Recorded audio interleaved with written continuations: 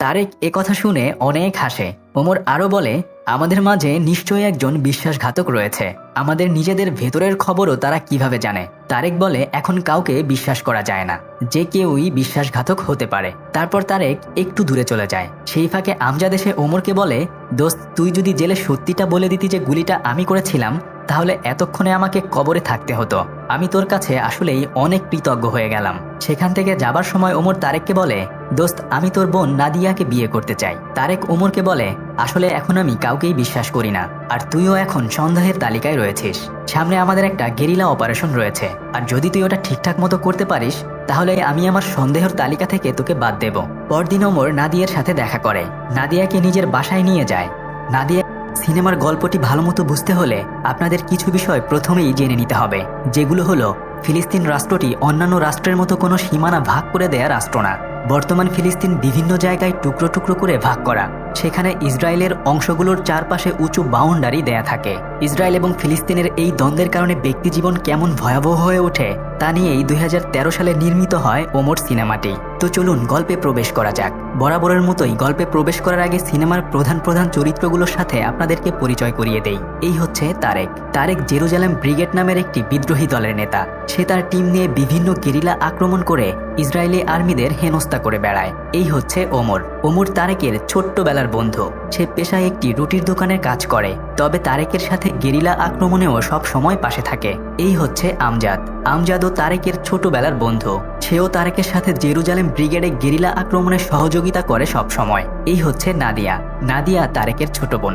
ওমর নাদিয়াকে ভালোবাসে, সে তাকে বিয়ে করতে চায়। সিনেমার একদম শুরুতেই দেখানো হয় ওমর ইসরায়েলি সৈন্যদের দেয়া বাউন্ডারি টপকে পুলিশের ধাওয়া খেয়ে সেখান থেকে কোনো মতে পালিয়ে তারেকের বাসায় যায়। সেখানে নাদিয়া আর আমজাদ আগেই ছিল। ওমর যাওয়ার পর নাদিয়া সবার জন্য চা কফি নিয়ে আসে। সেখানে নাদিয়া আর ওমর এর চোখাচোখি হয়। একজন আরেকজনকে ইশারা করে। নাদিয়া কফির কাপের নিচে ছোট্ট করে একটি চিঠি ওমরকে ধরিয়ে দেয়। তারেক সেটা লক্ষ্য করে কিন্তু কিছুই বলে না। খাওয়া শেষ করে তিন বন্ধু মিলে জঙ্গলে গিয়ে বন্দুক দিয়ে ফায়ারিং প্র্যাকটিস করে। সেখানে তারা সবাই মিলে ইসরায়েলি আর্মির উপর গেরিলা আক্রমণের প্ল্যান সাজায়। তারপর তারা এক জায়গায় বসে একটু গল্পগুজব করে। গল্পের মধ্যে আমজাদ তারেককে একটা জোকস শোনাতে বলে, কিছুটা এমন ভাবে, দোস্ত, একটা জোক শোনা, আল্লাহর কসম লাগে আমরা হাসবো না, কথা দিলাম। তারেক একটা জোকস বলে, একবার এক লোক একটা দোকানে গিয়ে সিগারেট চাইলো। সিগারেটের প্যাকেটে লেখা ছিল সিগারেট যৌন ক্ষমতা কমায়। সে দোকানদারকে সিগারেটের প্যাকেটটি ফেরত দিয়ে বলল, এইটা না ভাই, ক্যান্সারেরটা দেন। জোকসটা বলে তারেক নিজেই হাসতে শুরু করে, কিন্তু আমজাদ এবং ওমর একদমই হাসে না। এইটা দেখে তারেক তাদের দুজনকে দৌড়ানি দেয় এবং বলে, হাসোস না কেন শালার পুতেরা, হাস। এভাবে দিন কেটে যায়। আমজাদ এবং ওমর রাতের বেলা গল্প করতে করতে বাড়ি ফেরে। গল্পে গল্পে আমজাদ ওমরকে জিজ্ঞেস করে, তুই কি আসলেই নাদিয়াকে পছন্দ করিস? কিন্তু ওমর একথা একদমই স্বীকার করে না। আমজাদ তখন নিজেই বলে, আমিও কিন্তু নাদিয়াকে পছন্দ করি। তো কথা বলতে বলতে সেদিনের মতো তারা দুজন তাদের বাড়ি ফিরে যায়। পরদিন ওমর নাদিয়ার সাথে দেখা করতে যাওয়ার আগে একটি চিঠি লিখে দেয়াল টপকে নাদিয়ার সাথে দেখা করতে একটি গার্মেন্টসে যায়। ওমর সেখানে নাদিয়ার সাথে কিছুক্ষণ টাঙ্কি মেরে আসার সময় নাদিয়ার হাতে একটি চিঠি ধরিয়ে দেয়। আর তখন নাদিয়া ওমরকে বলে যে, আগামীকাল আমাদের বাসা ফাঁকা আছে, তুমি চাইলে আসতে পারো।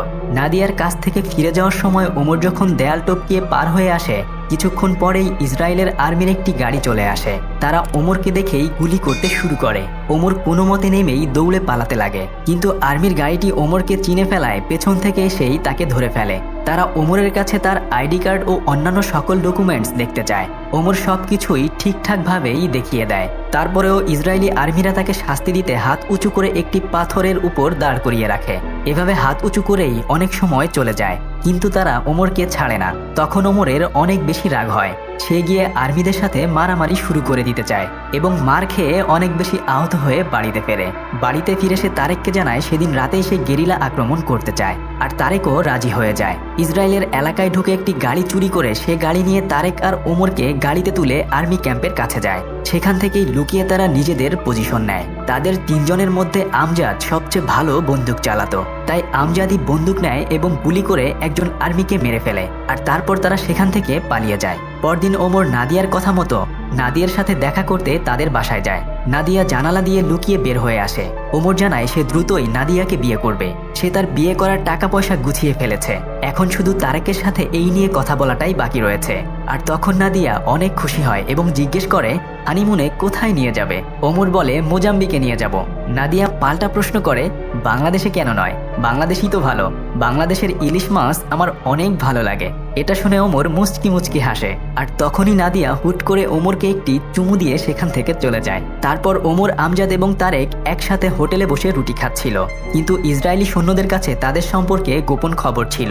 কিন্তু হঠাৎ করেই সেই হোটেলে পুলিশ এসে পড়ে।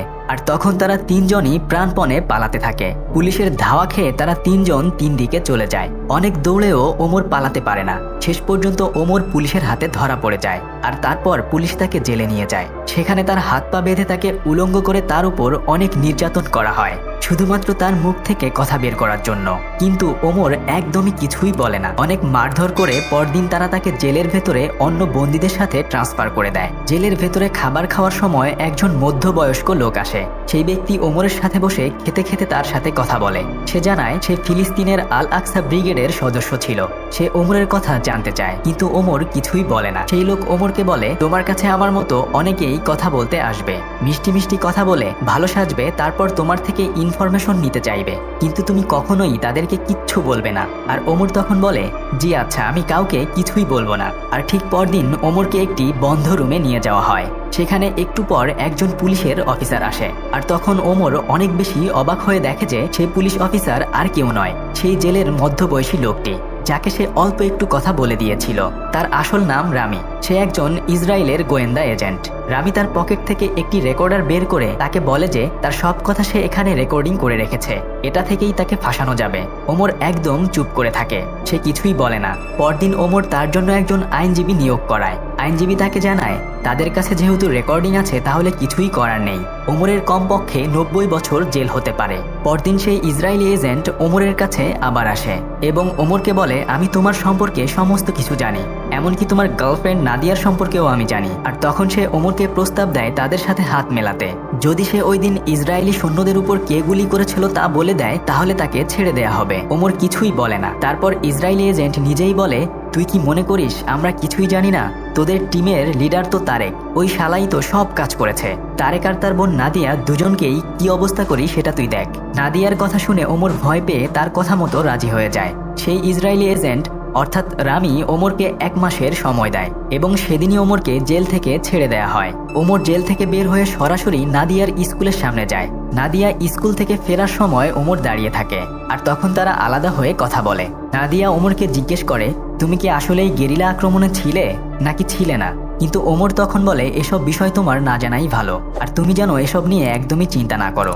নাদিয়া তেমন জোরাজোরি করে না। ওমর আরো বলে, আমি আজকেই তারেকের সাথে আমাদের বিয়ে নিয়ে কথা বলবো। তারপর ওমর নাদিয়ার কাছ থেকে বিদায় নিয়ে তারেক এবং আমজাদকে খুঁজতে থাকে এবং তাদের ঠিকানা পেয়ে যায়। সেই দিনের পুলিশ আক্রমণের পর থেকে তারেক এবং আমজাদ দুজনই লুকিয়েছিল। তারা কেউই নিজেদের বাসায় থাকতো না। ওমর তারেকের কাছে যাওয়া মাত্রই জিজ্ঞেস করে, তারা তোকে এত সহজে ছেড়ে দিল কিভাবে? ওমর বলে, তারা মনে করে সেই দিন গুলিটা তুই করেছিলি, তাই তারা আমাকে ছেড়ে দিয়েছে। আমি তাদের সাথে চুক্তি করেছি, 1 মাসের মধ্যে তোকে ধরিয়ে দেব। এই কথা বলে বের হয়ে এসেছি। তারেক এ কথা শুনে অনেক হাসে।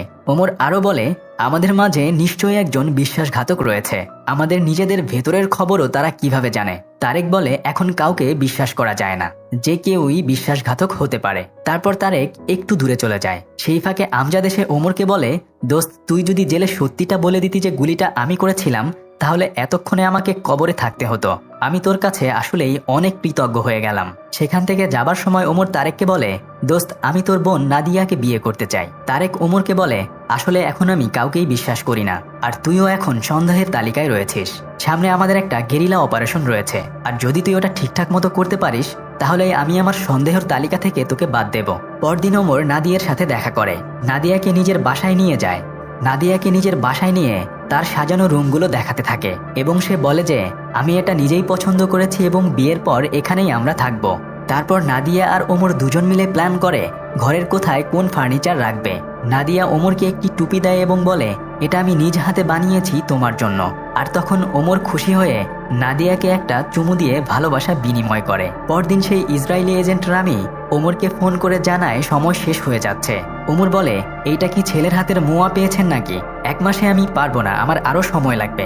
এই বলে ওমর ফোন রেখে দেয়। তারপর সে নিজের বাসায় চলে যায়। ওমর বুঝতে পারে এখন তাকে যে কোনো সময় পুলিশ ধরতে আসতে পারে। তাই গেইটে ওমর এমন একটি সিস্টেম করে রাখে যে কেউ যদি গেট দিয়ে প্রবেশ করে তাহলে একটি মাটির টব নিচে পড়ে শব্দ হবে। ওমর বাসার ভেতরেই বসেছিল। তার অনুমান মতোই পুলিশ বাসায় আসে। আর তখন মাটির টবের উপর থেকে পড়ার শব্দ শুনে ওমর সেখান থেকে পালিয়ে যায়। ওমরকে অনেক ধাওয়া করেও পুলিশ তাকে ধরতে পারে না। সে পুলিশের চোখে ধুলো দিয়ে তাদের সামনে দিয়ে নাদিয়ার দেওয়ার টুপি পরে পালিয়ে যায়। পুলিশ তাকে চিনতেও পারে না। সেখান থেকে ওমর নাদিয়ার স্কুলের সামনে যায়, কিন্তু সে দেখতে পায় আমজাদ নাদিয়ার সাথে কথা বলছে। তখন ওমরের কিছুটা সন্দেহ হয়। নাদিয়া স্কুল থেকে ফেরার সময় সে তার সাথে দেখা করে। নাদিয়া কথায় কথায় ওমরকে বলে, সবাই বলছে তুমি নাকি বিশ্বাসঘাতক। ওমর কিছুটা রাগ করে বলে, ওসব আমি তোমাকে পরে বুঝিয়ে বলবো, কিন্তু আমি আমজাদের সাথে তোমাকে কথা বলতে দেখেছি। নাদিয়া অবাক হয়ে বলে, তুমি কি আমাকে সন্দেহ করো? ওমর তখন কিছুই বলে না। আর তখন নাদিয়া সেখান থেকে রাগ করে চলে যায়। ওমর সেখান থেকে সরাসরি তারেকের আস্তানায় যায়। তারেক তাকে জানায় সময় হয়ে গেছে, এখন নেক্সট আক্রমণ প্ল্যান করতে হবে। আর ওমর তখন তারেককে নাদিয়ার বিয়ের ব্যাপারে জিজ্ঞেস করে। তারেক বলে, বিয়ে অবশ্যই হবে, তবে তার পরিবার মেনে নিলে। তবে এখন আরেকটা সমস্যা রয়েছে, সেটা হলো আমজাদ ও নাদিয়াকে বিয়ে করতে চায়, আর আমার কাছে তোরা দুজনই ভালো বন্ধু। এ কথা শুনে ওমর একদম আকাশ থেকে পড়ে। সে আর কিছুই বলে না। পরদিন সেই ইসরায়েলি এজেন্ট ওমরকে আবার ফোন করে। ওমর বলে তারা পরদিন রেস্টুরেন্টে থাকবে। এদিকে ওমর তারেককেও খবর দিয়ে দেয় যে রেস্টুরেন্টে ইসরায়েলের গোয়েন্দা বাহিনীর কিছু লোক আসবে। এই কথা শুনে তারেক তার টিম সহ অস্ত্র নিয়ে প্রস্তুত হয়ে থাকে। তারা 3 জন রেস্টুরেন্টের টেবিলে বসে কথা বলতে থাকে। কথা বলতে বলতে হঠাৎ সেখান থেকে আমজাদ উঠে যায়। আর তখনই সেখানে ছদ্মবেশধারী পুলিশের আচমকা আক্রমণ শুরু হয়ে যায়। সবাই সেখান থেকে পালিয়ে গেলেও ওমর একদমই পালাতে পারে না। আবারও ওমর তাদের হাতে ধরা খেয়ে যায়। তারা আবার ওমরকে ধরে নিয়ে যায়। সেই ইসরায়েলি এজেন্ট রামি আবার ওমরের কাছে আসে। এবার ওমরকে সে হাত পা বেঁধে রাখে। তারপর ওমরকে বলে, তুই আমাদের সাথে অনেক গেম খেলার চেষ্টা করেছিস। তুই দুই দিকেই ইনফরমেশন দিয়ে বেড়াস। আমাদের কাছে সব ইনফরমেশন রয়েছে।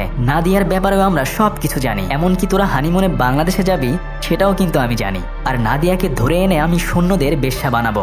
নাদিয়ার আরেকটা গোপন খবর আমাদের কাছে আছে। আর দেখ, এটা একদম চোখ খুলে দেখ। এরপর আমজাদ আর নাদিয়ার একসাথে থাকা একটা ছবি দিয়ে রামি সেখান থেকে চলে যায়। তখন ওমর অনেক চিন্তা করে। সেভাবে নাদিয়া তার সাথে বিশ্বাসঘাতকতা করেছে। তাই এবার সে ঠিকই ইসরায়েলি সৈন্যদের সাথে হাত মেলাবে। সে ওই ইসরায়েলি এজেন্টের কাছে দ্বিতীয়বার সুযোগ চায়, কিন্তু সে রাজি হয় না। কিন্তু তবুও ওমর তার কাছে অনুরোধ করতেই থাকে। একসময় সে রাজি হয়। ওমর জিজ্ঞেস করে নাদিয়ার ব্যাপারে সে আর কি গোপন কথা জানে। ইসরায়েলি এজেন্ট জানায় গোপন কথা গোপনই থাকুক, তবে যদি ওমর আবার বেইমানি করে তাহলে এইবার সে এই গোপন কথা ফাঁস করে দিবে, আর তারপর নাদিয়ার জীবন একদম ধ্বংস হয়ে যাবে। এসব কথা বলে ওমরের পায়ে একটি জিপিএস ট্র্যাকার ডিভাইস লাগিয়ে দিয়ে তাকে ছেড়ে দেয়। আর শর্ত দিয়ে দেয় শুধু তারেককে মেরে তার মাথাটা এনে দিলেই হবে। তারপর ওমর সেখান থেকে বের হয়ে যায়। সে বের হয়েই নাদিয়ার কাছে যায়, কিন্তু নাদিয়া তাকে ইগনোর করতে থাকে। সে নাদিয়ার কাছে 2 মিনিট সময় চায়। নাদিয়া তাকে আলাদা করে নিয়ে বলে, সবাই বলাবলি করছে তুমি নাকি বিশ্বাসঘাতক। তোমার জন্য রেস্টুরেন্টে নাকি 4 জন যোদ্ধা মারা গেছে, আর তুমিই নাকি শত্রুদেরকে সব ধরনের ইনফরমেশন দাও। ওমর তখন কিছু বলে না, শুধু একবার মুখ খুলে বলে, তোমার আর আমজাদের মাঝে কি চলছে বলো তো? এমন কি গোপন বিষয় আছে যা আমি জানি না? নাদিয়া একথা শুনে খুবই বিরক্ত হয়। সে কিচ্ছু বলে না, রাগ করে সেখান থেকে বের হয়ে যায়। এবার ওমর আমজাদকে হন্যে হয়ে খুঁজতে থাকে। সে আমজাদকে মারার জন্য একটি ছুরিও তৈরি করে, কিন্তু কোথাও আমজাদকে সে খুঁজে পায় না। হঠাৎ তার মাথায় আসে আমজাদ নাদিয়ার সাথে দেখা করতে স্কুলে যেতে পারে। তাই সে নাদিয়ার স্কুলের পাশে গিয়ে দূর থেকে দেখতে থাকে। যথারীতি আমজাদ আসে নাদিয়ার সাথে দেখা করতে। আমজাদ নাদিয়াকে একটি চিঠি দেয়। সেখান থেকেই ওমর আমজাদকে ফলো করতে করতে একসময় ধরে ফেলে। তারপর কিছুটা নির্জন জায়গায় গিয়ে ওমর আমজাদের গলায় ছুরি ধরে জিজ্ঞেস করে, ইসরায়েলি এজেন্ট রামি আমাদের কথা এত কিভাবে জানে? যদি তুই সবকিছু খুলে না বলিস তাহলে এখানেই তোকে মেরে ফেলবো। আমজাদ তখন বলে, আমি নিজেই গাদ্দারি করেছি। আমি সব ধরনের ইনফরমেশন তাদেরকে দিয়েছি এবং এটা বলেছি যে নাদিয়ার পেটে আমার বাচ্চা রয়েছে। এই কথা শোনার পরে ওমর একদম আকাশ থেকে পড়ে। তারপর ওমর আমজাদের গলা চেপে ধরে। আমজাদ তখন বলে, আমাকে মেরে ফেললে নাদিয়াও কিন্তু মারা যাবে। তখন ওমর নিরুপায় হয়ে তাকে ছেড়ে দেয়। আমজাদকে নিয়ে ওমর সরাসরি তারেকের কাছে যায়। সেখানে আমজাদ এবং নাদিয়ার সব ধরনের কথা খুলে বলে। এবং বলে আমজাদের সাথে নাদিয়ার বিয়ে দিতে। কিন্তু এটা শোনা মাত্রই তারেকের মাথায় আগুন ধরে যায়। সে আমজাদকে মারতে শুরু করে। ওমর চেষ্টা করতে থাকে তারেককে আটকানোর জন্য। তাদের তিনজনের ধস্তাধস্তিতে হঠাৎ ভুল করে তারেকের হাতে থাকা বন্দুকের গুলি চলে যায় আর সেটা তারেকের গায়ে লাগে, আর সেখানেই সাথে সাথে তারেক মারা যায়। তারপর আর কোনো উপায় না পেয়ে তারেককে তারা নিজেরা মেরেছে বলে ওমর সেই ইসরায়েলি এজেন্ট রামির কাছে তারেকের লাশ তুলে দেয় এবং তারেকের লাশ 2 মাস ফ্রিজে রেখে দিয়ে তারপর লাশ ফেরত দিতে বলে। সেখান থেকে ওমর আমজাদকে নিয়ে তারেকের বাসায় যায় এবং তারেকের বাবার কাছে আমজাদের সাথে নাদিয়ার বিয়ের প্রস্তাব দেয়। তারেকের বাবা তারেকের মত জানতে চাইলে ওমর বলে আমরা তারেকের সাথে কথা বলেই এসেছি। তারপর তারেকের বাবা নাদিয়ার মত নিতে ভেতরের রুমে যায়। নাদিয়া ওমরের দিকে তখন অপলক দৃষ্টিতে তাকিয়ে থাকে, কিন্তু ওমর তার দিকে একটুও ফিরে তাকায় না। নাদিয়া ওমরের উপর অভিমান করে এই বিয়েতে রাজি হয়ে যায়। আমজাদের কাছে বিয়ের জন্য কোনো টাকা পয়সা ছিল না। আমজাদ ছিল খুবই গরিব। ওমর তার নিজের বিয়ের জন্য জমানো সব টাকা আমজাদকে দিয়ে বলে এটা দিয়ে তোরা বিয়ে করে নে। ওখান থেকে ফিরে ওমর নাদিয়ার সব স্মৃতি পুড়িয়ে ফেলে। 2 মাস পর তারেকের লাশ এক জায়গায় পাওয়া যায়। সবাই তারেককে শহীদ হিসেবে ধরে নেয়। এলাকায় তারেকের লাশ নিয়ে র্যালি হয়। এরপর এভাবে 2 বছর কেটে যায়। ওমর তখনও সেই রুটি দোকানে কাজ করে। একদিন তারেকের গেরিলা টিম, যার নাম ছিল জেরুজালেম ব্রিগেড, সেই টিমের নতুন নেতা তারেকের মৃত্যু নিয়ে কথা বলতে আসে ওমরের কাছে, কিন্তু ওমর তাদের অ্যাভয়েড করে যায়। পরদিন সেই ইসরায়েলি এজেন্ট আবার আসে ওমরের সাথে দেখা করতে। এবার সে ওমরকে ব্ল্যাকমেইল করে এই বলে, যদি তুই জেরুজালেম ব্রিগেডের নতুন নেতাকে ধরিয়ে দিতে হেল্প না করিস তাহলে তারেকের মৃত্যু যে তোর হাতে হয়েছে একথা আমি নাদিয়া সহ সবাইকে জানিয়ে দেব। তখন বাধ্য হয়ে ওমর রাজি হয়ে যায়। সে আমজাদের সাথে দেখা করার জন্য আমজাদের বাসায় যায়। গিয়ে দেখে আমজাদ বাসায় নেই। বাসায় শুধু নাদিয়া একা ছিল। নাদিয়া ওমরকে বাসার ভেতরে এসে বসতে বলে। ততদিনে নাদিয়ার 2টি বাচ্চা হয়ে গিয়েছে। নাদিয়া ওমরকে প্রশ্ন করে, কেন সেদিন তুমি আমার থেকে মুখ ফিরিয়ে নিয়েছিলে? ওমর কোনো উত্তর না দিয়ে পাল্টা জিজ্ঞেস করে, সেদিন তুমি কেন আমজাদকে বিয়ে করতে রাজি হয়েছিলে? বিয়ে তো তোমার মত নিয়েই হয়েছিল। নাদিয়া বলে, আসলে আমি তখন অনেক ছোট ছিলাম আর তোমাকে অনেক ভুল বুঝেছিলাম। সেজন্যই আমি তোমার উপর রাগ করে আমজাদকে বিয়ে করতে রাজি হয়ে গিয়েছিলাম। কথায় কথায় ওমর নাদিয়ার বড় বাচ্চার বয়স জিজ্ঞেস করে। তখন নাদিয়া বলে, ওর বয়স তারেকের মৃত্যুবার্ষিকীতে 1 বছর হলো। ওমর অবাক হয়ে যায়। যদি তারেকের মৃত্যুবার্ষিকীর আগে নাদিয়া গর্ভবতী হয়ে থাকতো তাহলে বাচ্চার বয়স 2 মাস বেশি হওয়ার কথা। সে বুঝতে পেরে যায় সেই পুলিশ আর আমজাদ মিলে তাকে ধোঁকা দিয়েছে। তারপর ওমর জেরুজালেম ব্রিগেডের নতুন নেতাকে সবকিছু খুলে বলে। তারা তখনই আমজাদকে হত্যা করতে চায়, কিন্তু ওমর তাদের কাছে অনুরোধ করে আমজাদকে তার হাতে ছেড়ে দিতে।